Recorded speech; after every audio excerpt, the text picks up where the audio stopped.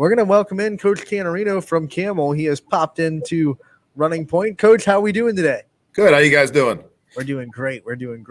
You're doing really great too. Big win on Tuesday night over Liberty. Before we get into the detail of this interview, let's just talk about that win. I know it's a big one for you guys. It kind of put a very big separation between you and the rest of the MVAC. What did it mean to you, and what did you see from your team in the flow of the game for that night? I mean, we knew what was in store for us. We knew Liberty was going to give us their best shot. Playing for the league title. I mean, that's all we could really ask for at the beginning of the season. We know they're a great team. I was just impressed with the crowd there. You know, their students were loud. Our students were loud. It was a great environment, and just glad we could pull it out. You guys need just one more win now inside the conference to secure the MVAC title, or at least a share of the MVAC title. Two out of three to get it outright, a guaranteed outright title. Just talk to me a little bit about what it would mean for just Campbell as a school to get that at least a share of that title and have that year up on that wall again too, and have a share of a conference title in basketball. Yeah, I mean, it's been a long time. My first year here 9 years ago, we shared the league when with LeBray and Gerard when Peyton Aldridge was here, or was in high school. So it's been a long time. I mean, just to have that up there that these kids could always come back and see, and be able to brag a little bit that they were able to win a league. And we know it's not going to be easy. Playing Newton Falls twice within a week is going to be tough. LeBray, again, we went to overtime with them. We know it's always a tough one playing LeBray. But, I mean, we think we're going to be prepared once tournament starts going through this tough stretch of games here. Coach, when you look at the expectations for this season, we had you on before the season started, and we had the preview. And obviously with all that you guys gained, the expectations were really high. Now that we're sitting almost at the end of the regular season, how would you compare your expectations to where this team is sitting right now? I mean, I think we're right where we want to be. We figured the sky was the limit with this group. A lot of unselfishness, a lot of talent, a lot of kids who can do different things. And I think we feed well off each other. I think everyone's bought in. And, I couldn't be happier where we are right now. Wanted to talk about the YSN player of the game we had for the game against Liberty was Xavier Leonard, just because of his presence in multiple box score categories too. When you have a player like that that's able to lead the team in blocks, be right there in the team lead in assists and steals and rebounds, and then contributing 16 points of offense as well. What's that kind of mean to have a player that can do all on the court like that? Just like you said, he could do everything. It's just such a safety blanket to have him behind, because he blocks a lot of shots. He alters a lot of shots because he plays above the rim. But he's an awesome kid. He's very coachable. And that's what's great about this group is you critique him and you talk to him, and they don't shy away from it. They want to be coached. They want to get better. They realize when they mess up, and, we hold everyone accountable. And, I think that's what makes us so great right now. Coach, you brought up the crowd on Tuesday night. It was electric on both sides, but your side especially. Before the season started, you told us that people were excited about basketball in Campbell. What's it been like being able to be in these home games and feel the excitement in the community for this basketball team? Oh, yeah, it's been a fun ride so far. And I know our kids feed off it. That place gets rocking a little bit and momentum hits us, and our kids kind of feed off that, whether it's a big shot or whether it's a dunk or a block or whatever it is. Our crowd does a good job of getting excited, and our kids feed off it. And then it's just cool to come to school and talk to the teachers and, hear about how proud they are, and just love seeing these kids in the papers and on TVs and stuff like that. And, we're just enjoying it. It's just crazy to think that it's already February, and that we're almost at the end of the regular season here when it feels like it just started. You got a late first matchup with conference opponent Newton Falls on Friday too, and this is a team that won the conference last year. Now you guys get a chance to play them for a share of it. Now, just talk to me a little bit about what we know about Newton Falls going into this, and what you're kind of expecting from the Tigers, and what we can expect from a game. Oh yeah, I mean we're expecting a tough, hard-nosed battle there. Anytime you go to Newton Falls, you know you're behind going in there. You know that place gets going a little bit. They're very well coached.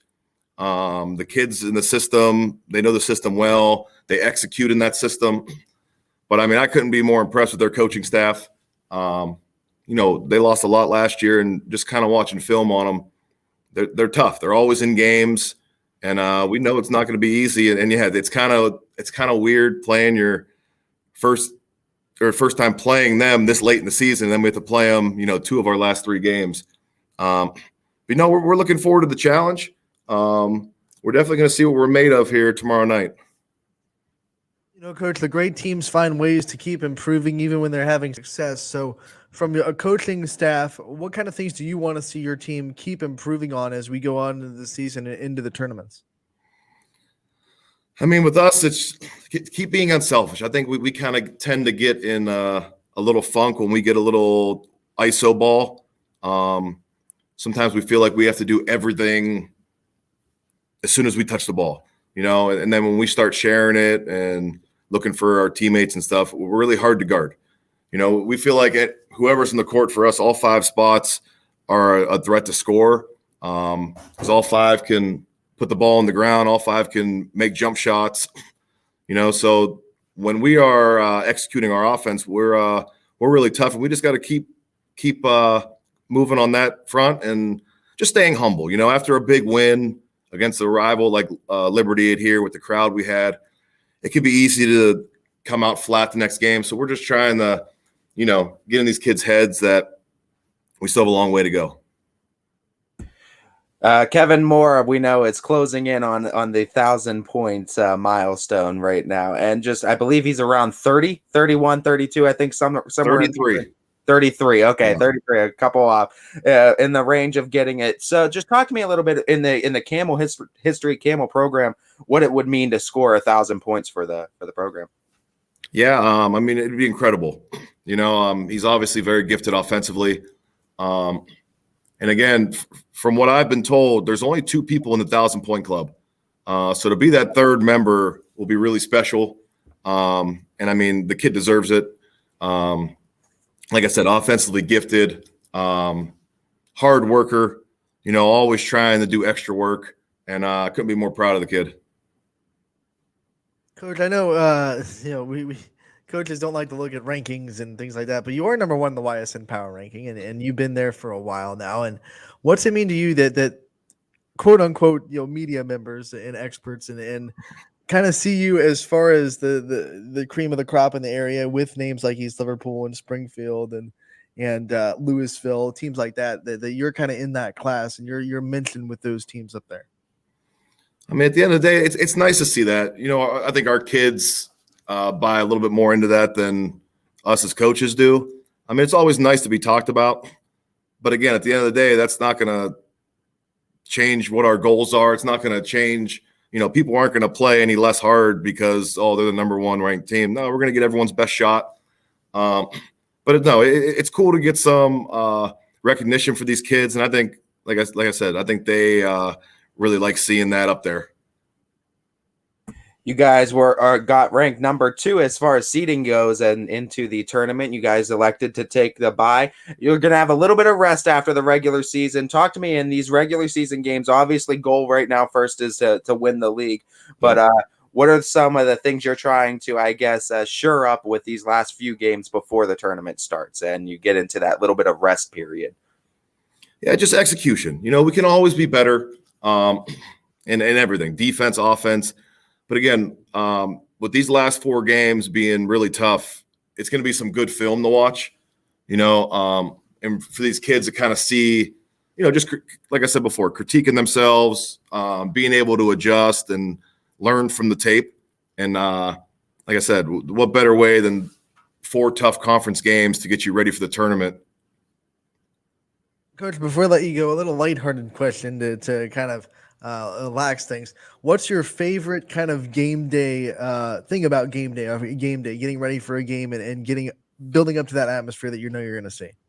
Oh man, that's a tough one.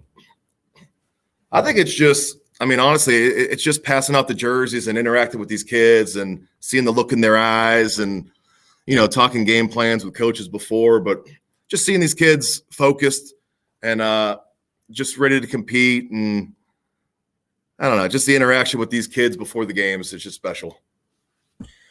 Continue that question for my final question. What has been one of your favorite memories of this season so far? Oh, man. I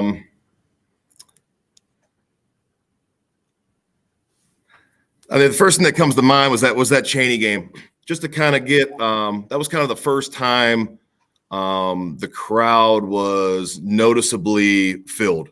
We always had some big crowds, but I think that game was kind of like, okay, let's see what Campbell really has. And I think our student body was the same kind of thing. Okay, Cheney's coming to town.